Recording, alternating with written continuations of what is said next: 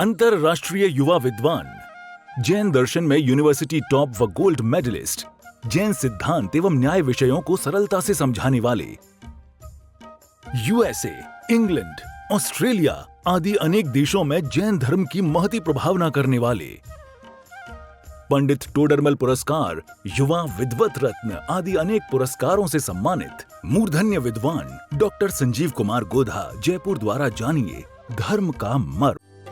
इस कार्यक्रम के प्रायोजक हैं स्वर्गीय श्री पवन जी कासलीवाल की स्मृति में उनकी धर्मपत्नी श्रीमती मधु जी कासलीवाल जयपुर एवं पुत्री दिव्या चौधरी, दामाद अरिहंत चौधरी, दोहिते शाइक चौधरी व श्रद्धान चौधरी किशनगढ़ अजमेर राजस्थान। ओढ़ने पहनने के बिस्तरों को, कपड़ों को, चद्दरों को, इन सब सामानों को कम से कम टच करें, है ना। पेड़ आदि भी नहीं छूने चाहिए। देखो, मोती भरे और शीतला के रोगी को रजस्वला स्त्री से दूर रखना चाहिए। मोती भरे, मोती जरा होता है ना, क्या कहते हैं ये, पानी जरा, मोती जरा, टाइफाइड कहते हैं जो। तो टाइफाइड है, शीतला का रोगी हो गया है। शीतला क्या चीज़ होती है ये? Chicken pox. तो चिकन पॉक्स हो गए हैं, टाइफाइड हो गया। तो ऐसे रोगी को रजस्वला स्त्री से दूर रखना चाहिए, अन्यथा उक्त रोग इसके संपर्क से बिगड़ जाते हैं। यह बात सर्वविदित है। अब ये जो महाराज लिख रहे हैं, ये बातें भी मतलब होता है इसी तरह का, सर्वविदित है, दुनिया जानती है और ऐसा होता हुआ देखा गया है। परिचित और अनुभूत बातें हैं इस तरह की।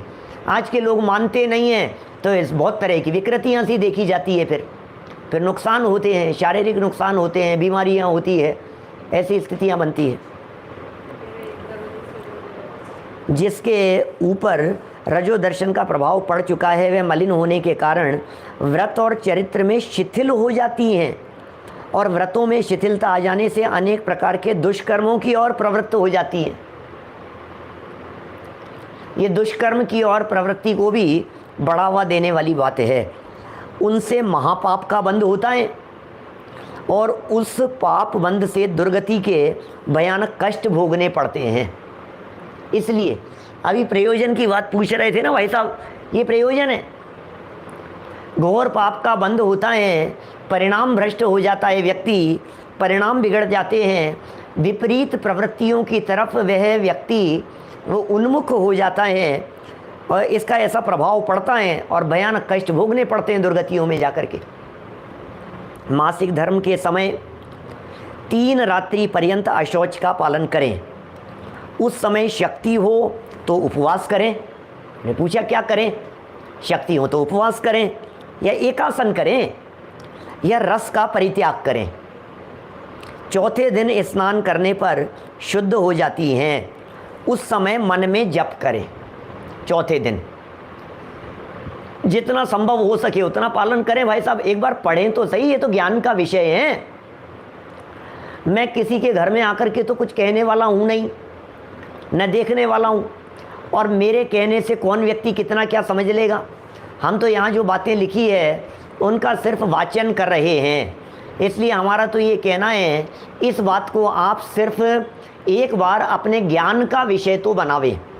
जब ये अपने ज्ञान का विषय बनेगी तभी तो आचरण पालन में आने की संभावना हो सकेगी। क्या निश्चय हम हासिल नहीं हो सकते साहब हम लोग। ये सब बातों का प्रभाव कहा गया है। यदि आप इसे नहीं मानेंगे तो फिर आलू खाने में भी क्या होगा? पुद्गल है, जड़ की क्रिया है। रात्रि भोजन में भी क्या फ़र्क पड़ेगा? वो भी तो जड़ की क्रिया है। पूरा का पूरा चरणानुयोग ही जड़ की क्रिया कह करके निषेध करने योग्य दिखाई देगा क्या? देखिए, इन दिनों में गाना नहीं गावें। सुनना क्या कह रहे हैं? इन दिनों में आप गाना नहीं गावें, रोदन नहीं करें, रोएं भी नहीं। लो साहब, झाड़ना बुहारना आदि लौकिक कार्य भी नहीं करें। अरे आपको तो निवृत्ति मिल रही है, फिर क्या दिक्कत है? छूट मिल रही, आराम करने के दिन है, आराम कीजिए। क्या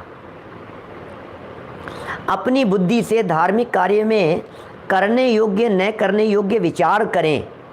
क्या अपनी बुद्धि से विचार करें करने योग्य और न करने योग्य के बारे में। अपनी जाति एवं पद के अनुकूल गुरु के पास जाकर सरल परिणामों से युक्त होकर प्रायश्चित लेवें और गुरु बतावे, वैसा उसका साधन रूप कार्य करें, भूले नहीं। क्या। अब देखिए कुछ प्रश्न उठाया, एक प्रश्न उठाया है, जरा उस प्रश्न को देखिए क्या कहते हैं। मासिक धर्म के समय स्त्रियों के शारीरिक परमाणुओं में ऐसी कौन सी विकृति आ जाती है जिससे उस काल में लौकिक एवं धार्मिक कार्य करने के लिए शास्त्रकारों ने हेय तथा उपादेय विचार पूर्वक कार्य करना कहा है, जिससे लौकिक प्रवृत्ति ना बिगड़े। लो, ऐसा क्या है भाई साहब, क्या ऐसा क्या है? कई लोगों के सामने से इस तरह की बातें आ रही है, ये सब मानता कौन है?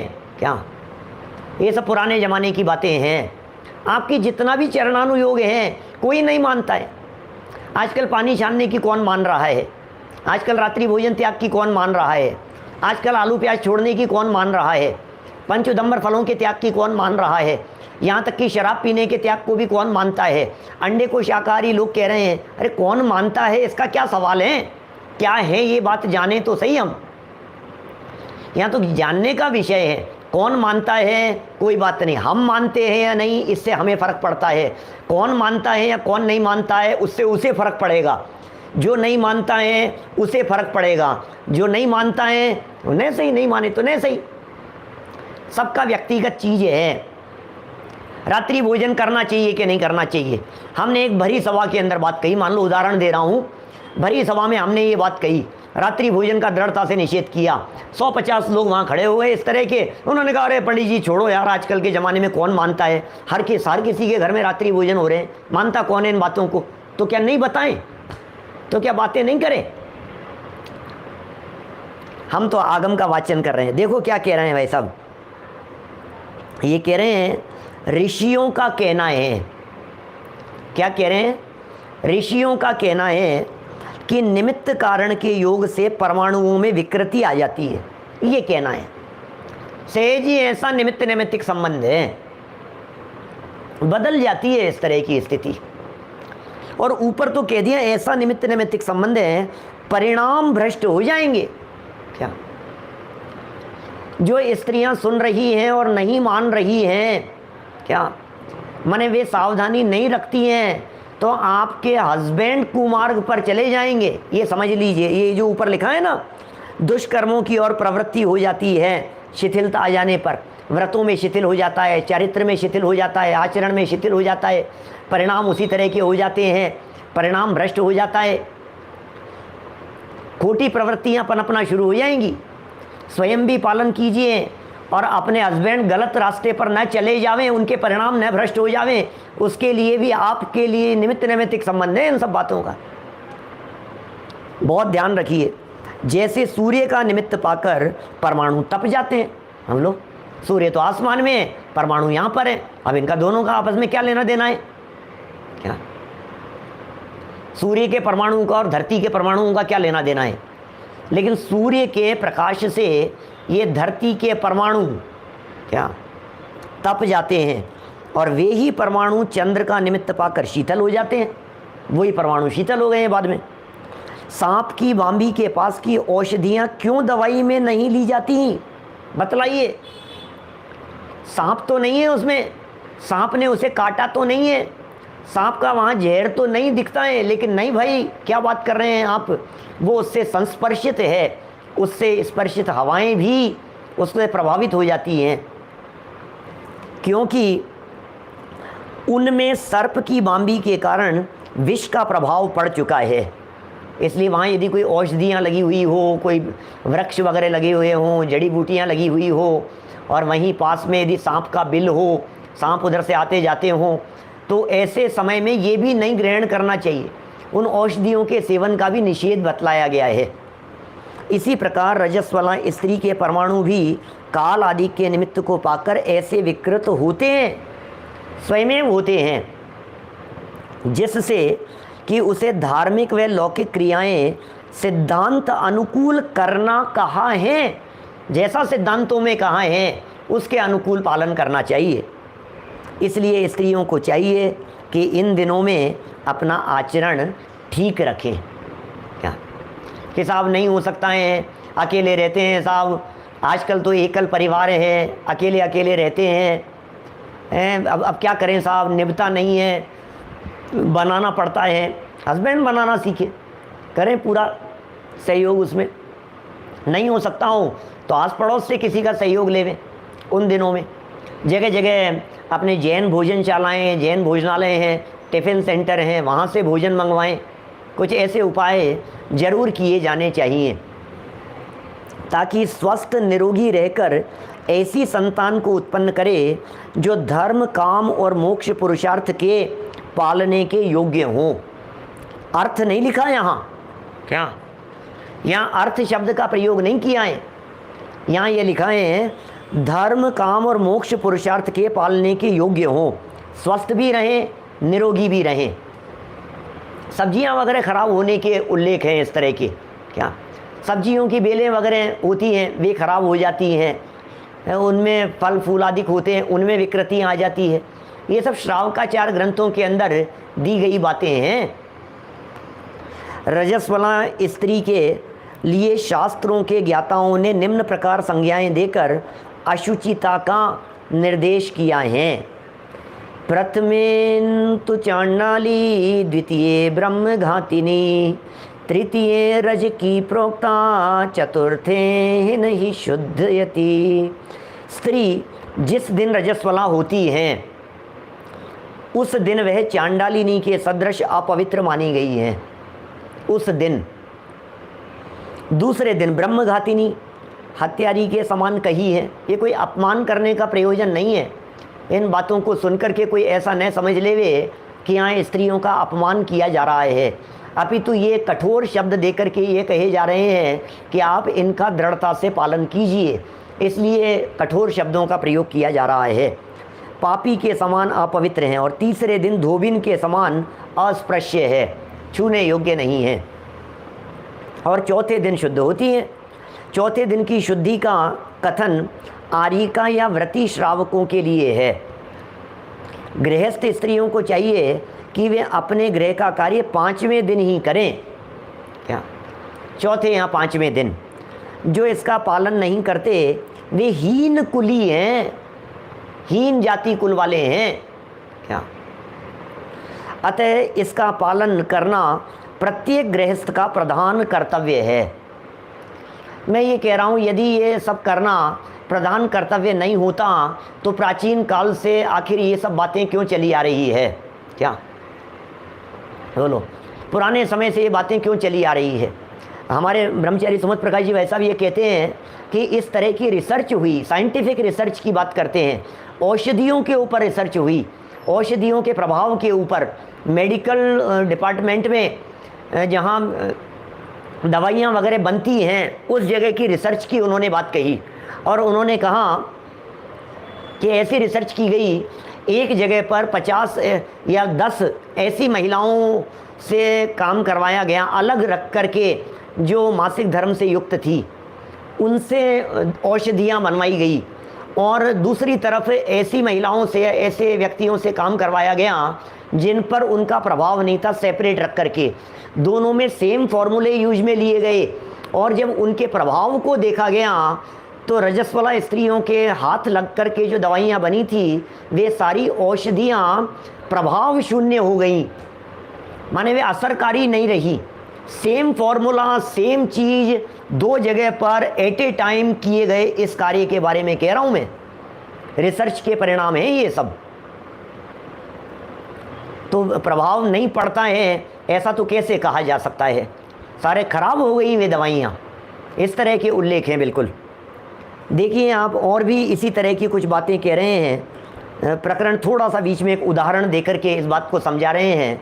प्रबल और निर्बल के आधार पर ऑफिसों में क्यों नहीं निभताएं हैं? ये तो उन महिलाओं को स्वयं को चाहिए कि वे 3 दिन के लिए ऑफिस की छुट्टी ले लेवे, 4 दिन के लिए ऑफिस की छुट्टी ले लेवे। महीने में 3-4 दिन यदि ऑफिस की छुट्टी लेंगे तो कोई बड़ा भारी नुकसान नहीं हो जाएगा क्या?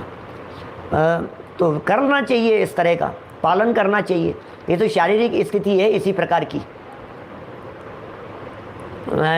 देखिए क्या कहते हैं। फिर इसके संबंध में एक PDF भी है, वो उस पर ग्रुप पर डाल देंगे, जिन्हें विशेष जानना हो वे वहाँ से जान लेना। मेरे ख्याल से श्रीमती प्रियंका जी पंचोलिया जो हैं, बेंगलोर वाले हैं, उनकी लिखी हुई है।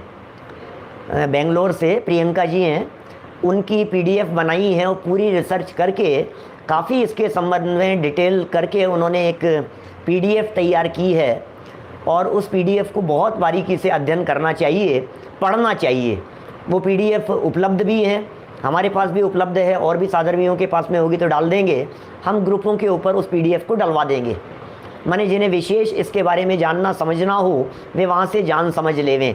हम इसके अधिकृत व्यक्ति नहीं हैं। हम फिर कह रहे हैं आपसे, हम तो जो बात आपके सामने पढ़ रहे हैं और जितना थोड़ा बहुत बुद्धि से जानते हैं और जितना सुनाए हैं उतनी बात आपको कह रहे हैं। जितना संभव हो सके उतना यथार्थ रीति से इनका पालन करना चाहिए, ठीक है ना।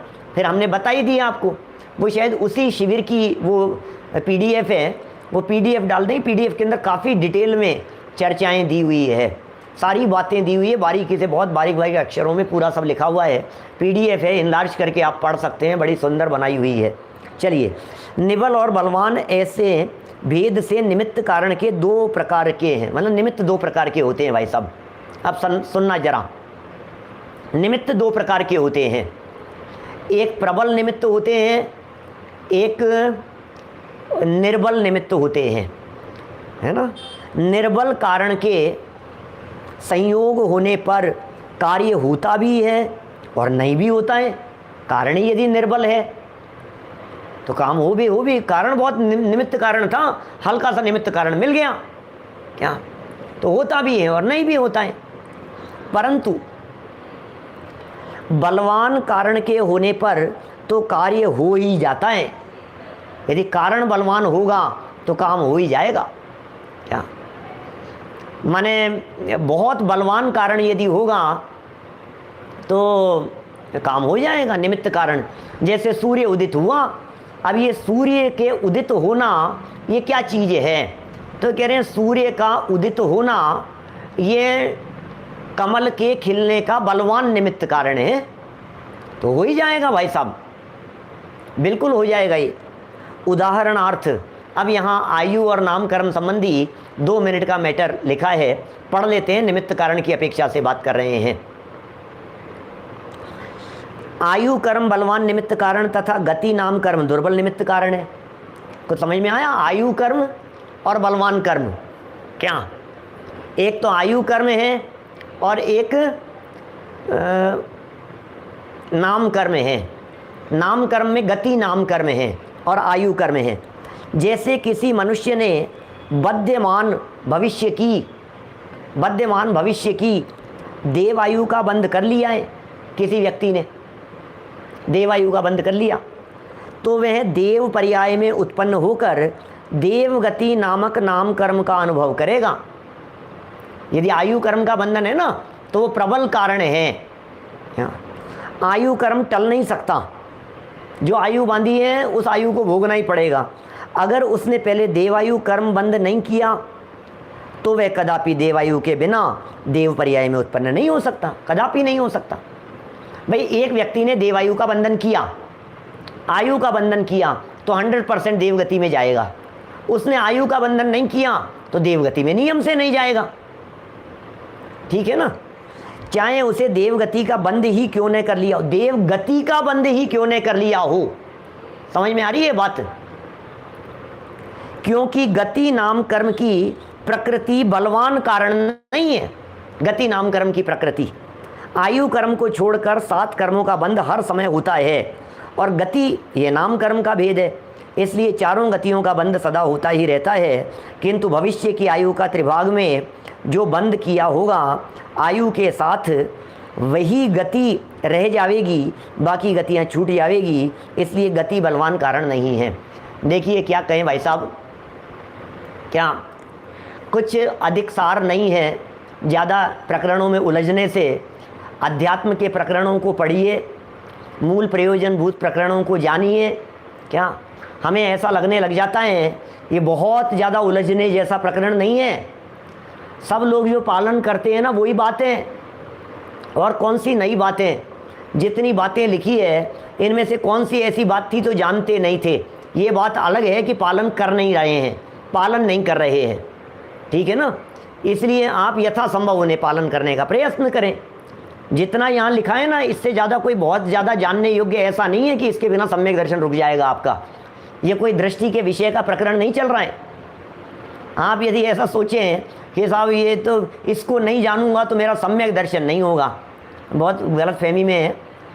मोटा मोटा जान लिया, समझ लिया, यथासंभव उसका पालन कर लिया, हो गया काम। जितना लिख दिया है, जितना बतला दिया है, उतना हो गया है, और क्या करना है। देखो क्या लिख रहे हैं और आगे, उसी प्रकार ये प्रबल निमित्त और अल्प निमित्त की बात कही है।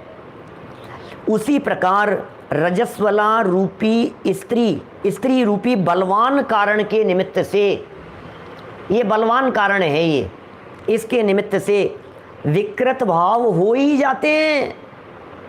ये बलवान कारण है, परिणाम विकृत हो जाते हैं।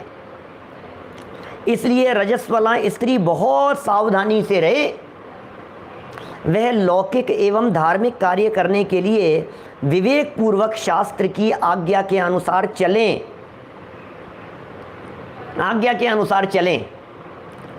रजो दर्शन काल में कोई भी लौकिक रसोई आदि बनाना आदि एवं धार्मिक कार्य पूजन आदि न करें, ऐसी शास्त्र आज्ञा है।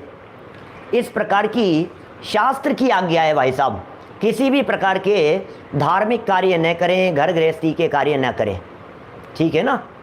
माने जितना कहने योग्य था वो सब कहा जा चुका है। मैंने मेरे से कल किसी ने पूछा भी कि आप इसके संदर्भ में क्या विशेष बतलाने वाले हैं। मैंने कहा जो विशेष लिखना होगा सूर्य सागर जी ही लिख देंगे, और इनके बारे में विशेष बातें महिलाओं से ही करें, वो ज़्यादा उपयुक्त है। पुरुष वर्ग को इस संबंध में विशेष जानना और जिज्ञासाएं रखना भी ठीक नहीं है। क्या मतलब है पुरुषों को, महिलाओं की क्रियाएं महिलाएं जाने, उन्हें क्या करना है, कैसा करना है, कुछ विशेष सावधानी हो तो महिलाओं से चर्चा करें। क्या ऑनलाइन सुन सकते हैं, कोई बाधा नहीं है, ऑनलाइन सुनने में किसी तरह की कोई बाधा नहीं है, कर्णेंद्री का विषय बनने के अंदर किसी तरह की कोई बाधा नहीं है।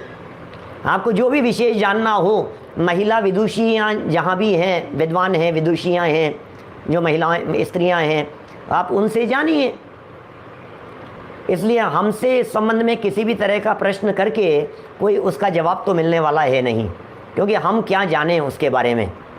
देखो जो बात यहाँ आचार्य देव ने लिखी है वो बात हमने आपके बीच में यहाँ पढ़ दी है। शुभ भाव, शुभाशुभ कर्म बंध हमारे भावों से होता है, ये बात समझ लेना। भाव बिगड़े सब कुछ बिगड़ गया, भाव नहीं बिगड़ने चाहिए। असली काम तो भावों का है, कर्म का बंधन तो भावों से होता है। उसका कारण उपादान और निमित्त है, इसलिए यहाँ निमित्त पर जोर दिया गया है। भाई कार्य तो दो कारणों के मिलने पर होता है, एक उपादान कारण और एक निमित्त कारण। यहाँ निमित्त कारण के ऊपर जोर दिया गया है, और चरणानुयोग का पूरा प्रकरण निमित्त प्रधान प्रकरण ही होता है। चरणानुयोग के प्रकरणों में निमित्त प्रधान ही चर्चाएं होती है। और भाव बिगड़े तो भय बिगड़ गया, भाव बिगड़ गया, तो क्या करें। भाव बिगड़ना ज़्यादा खतरनाक है। भाव नहीं बिगड़े, परिणाम नहीं बिगड़े, यथासंभव और भावों के बिगड़ने में निमित्त कारण बन जाते हैं। इसलिए ऐसी बात कही है सावधानी रखने के संदर्भ में। देखिए कुंदाचार्य ने कहा है, थोड़ा परिणामों के साथ में निमित्त नैमित्तिक संबंध वाला 3 मिनट का ये प्रकरण है, उसे हम यहाँ बता रहे हैं आपको। देखिए ये तो आज क्रमशः पढ़ते हुए प्रसंग प्राप्त अपना ये प्रकरण आ गया यहाँ संयम प्रकाश में रोजाना चलते हुए। कल नया प्रकरण आएगा, सौर सूतक पातक के संदर्भ में चर्चा करने वाले हैं कल इसी समय पर अपन, तो वो प्रकरण आएगा रात्रि ठीक 8 बजे ही। अभी ये कह रहे हैं निमित्त नैमित्तिक संबंध कितने घने होते हैं, जरा उसे देखिए। कुंदाचार्य देव के शब्दों में 3 गाथाएं प्रस्तुत की है पंचाष्टिकाय की।